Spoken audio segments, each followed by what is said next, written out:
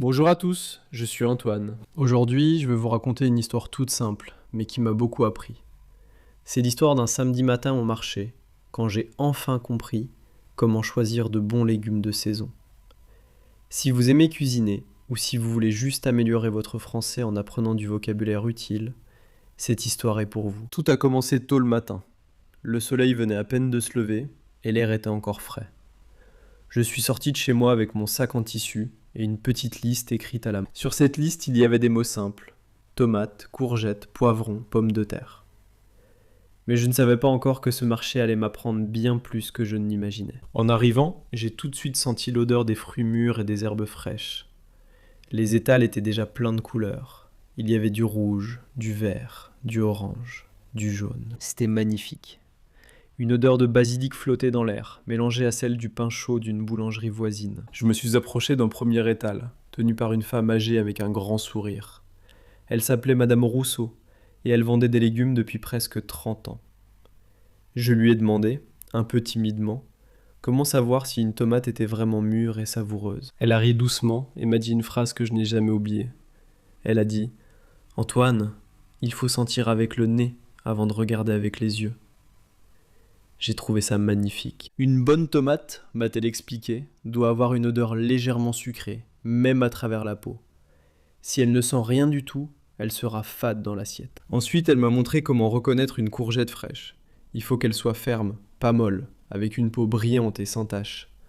Elle m'a aussi expliqué que les petites courgettes ont souvent plus de goût que les grosses, parce qu'elles ont moins de graines à l'intérieur. Je l'écoutais avec beaucoup d'attention, un peu comme un élève devant son professeur.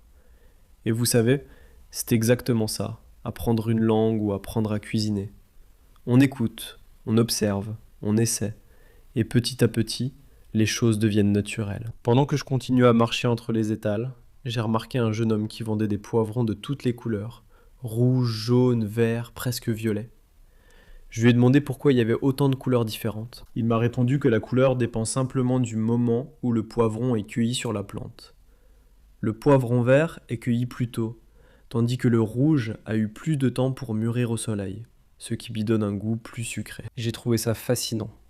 Ce genre de petits détails, on ne l'apprend pas dans un livre de cuisine classique. On l'apprend en parlant aux gens, en posant des questions, en étant curieux. À ce moment-là, je me suis arrêté un instant pour observer toute la scène autour de moi. Des enfants couraient entre les jambes des adultes. Un vieil homme jouait de l'accordéon près de la fontaine. Des voisins se saluaient et discutaient du temps qu'il faisait. C'était une matinée simple, mais tellement vivante. Et c'est justement dans ces moments-là, quand on écoute vraiment les gens autour de nous, que le vocabulaire d'une langue devient réel. On ne mémorise plus des mots sur une liste. On les vit, on les sent. On les comprend dans leur contexte naturel. D'ailleurs, c'est un peu le principe derrière mon application Carminofox, que j'ai créée pour aider les apprenants à mémoriser du vocabulaire de façon vivante, comme aujourd'hui au marché. Pour un thème comme la nourriture, on y retrouve des mots utiles, avec une image pour chaque mot, ainsi que des phrases d'exemple pour bien comprendre comment les utiliser dans une vraie conversation. C'est simple, visuel, et ça complète bien ce genre d'expérience du quotidien. Bon, revenons à notre histoire. Je me suis dirigé vers un autre étal, où un homme robuste vendait des pommes de terre de différentes variétés. Il y en avait des rondes, des allongées, des jaunes, des rouges. Je ne savais même pas qu'il existait autant de sortes différentes. Il m'a expliqué que certaines variétés sont parfaites pour faire des frites, d'autres pour faire de la purée, et d'autres encore pour les gratins. J'ai réalisé à ce moment-là que choisir des légumes n'est pas juste une question de goût, c'est aussi une question de connaissance, de patience, et même de respect pour le travail des agriculteurs qui cultivent ces produits. En continuant ma promenade, je suis arrivé devant un étal rempli d'herbes fraîches, du basilic, du persil, de la ciboulette, du thym. L'odeur était incroyable. La vendeuse m'a proposé de sentir une feuille de basilic frais. Et honnêtement, ça m'a instantanément donné envie de cuisiner une bonne sauce tomate maison. Elle m'a expliqué une chose très simple, mais très utile. Les légumes de saison ont toujours plus de goût, parce qu'ils poussent au bon moment, avec le bon climat, sans avoir besoin de voyager pendant des jours dans un camion. Manger de saison, c'est aussi une façon de respecter la nature et son rythme naturel. Cette idée m'a beaucoup touché. On vit dans un monde où tout va vite, où on veut tout, tout de suite, peu importe la saison. Mais ce matin-là, au marché, j'ai réappris à ralentir, à observer, à apprécier les choses simples. Un peu plus loin, je suis tombé sur un étal que je n'avais jamais remarqué avant. Un couple assez âgé y vendait des fruits et des légumes qu'ils cultivaient eux-mêmes, dans un petit village à environ 30 minutes de la ville. Ils avaient des aubergines violettes et brillantes, des haricots verts très fins, et des petites carottes avec encore un peu de terre dessus. J'ai discuté un moment avec l'homme, qui s'appelait Marcel. Il m'a expliqué que cultiver des légumes demande beaucoup de patience. Il m'a raconté que certaines années, la récolte est excellente, et d'autres années, à cause de la pluie ou de la chaleur, tout est plus difficile. Malgré ça, il souriait en parlant de son travail, comme si chaque saison lui apprenait quelque chose de nouveau. Sa femme, à côté de lui, préparait de petits sacs de haricots verts pour les clients. Elle m'a proposé d'en goûter un, cru, directement sorti du panier. J'étais surpris, parce que je n'avais jamais mangé un haricot vert cru avant. Le goût était frais, légèrement sucré, très différent de ce que j'avais l'habitude de manger une fois cuisiné à la maison. Elle m'a expliqué que beaucoup de légumes perdent une partie de leur saveur pendant la cuisson, surtout si on les cuit trop longtemps.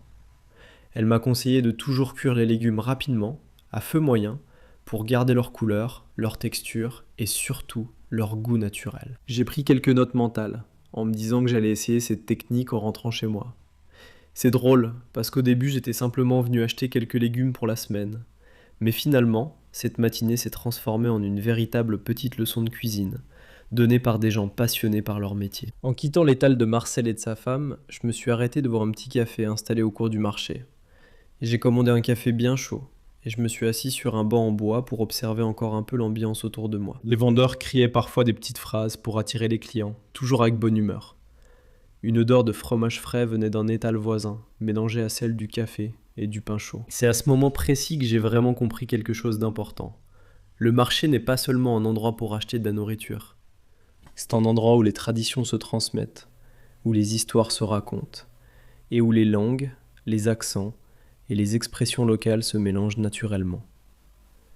Pour quelqu'un qui apprend le français, un marché est un véritable trésor de vocabulaire vivant. Après presque une heure de promenade, mon sac était enfin plein. Des tomates parfumées, des courgettes fermes, des poivrons colorés, quelques pommes de terre et un joli bouquet de basilic frais. Je me suis senti étrangement satisfait, comme si j'avais accompli quelque chose d'important, même si ce n'était qu'une simple sortie au marché. En rentrant chez moi, j'ai préparé un plat tout simple avec ces légumes. Une belle ratatouille maison, avec beaucoup d'amour et un peu de musique en fond sonore. Et en la mangeant, j'ai repensé à toutes les personnes que j'avais rencontrées ce matin-là. Madame Rousseau et ses conseils sur les tomates. Le jeune vendeur et ses poivrons colorés. L'homme aux pommes de terre. La vendeuse d'herbes fraîches. Chacune de ces personnes m'a appris quelque chose, sans même s'en rendre compte. Et c'est exactement ce que j'aime dans ce genre d'expérience. On n'apprend pas seulement une langue avec des livres. On l'apprend aussi en vivant de petits moments comme celui-ci. En repensant à cette matinée, je me suis rendu compte que le vocabulaire le plus utile n'est pas toujours celui qu'on trouve dans un manuel scolaire.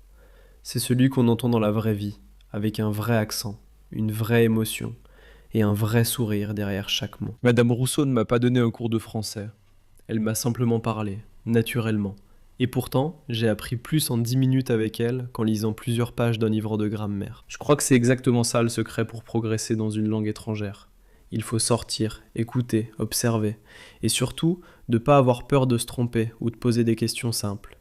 Les gens sont presque toujours heureux de partager leurs connaissances, surtout quand on montre un véritable intérêt pour ce qu'ils font. Ce soir-là, en repensant à ma ratatouille et à toutes ces rencontres, je me suis dit que j'avais envie de retourner au marché la semaine suivante. Peut-être pour découvrir de nouveaux légumes, peut-être pour discuter encore avec Marcel et sa femme, ou peut-être simplement pour profiter de cette ambiance chaleureuse qui rend chaque samedi matin un peu spécial. Et vous, est-ce que vous allez souvent au marché près de chez vous ? Est-ce que vous connaissez bien les légumes de saison dans votre pays ? Je suis vraiment curieux de savoir comment ça se passe chez vous.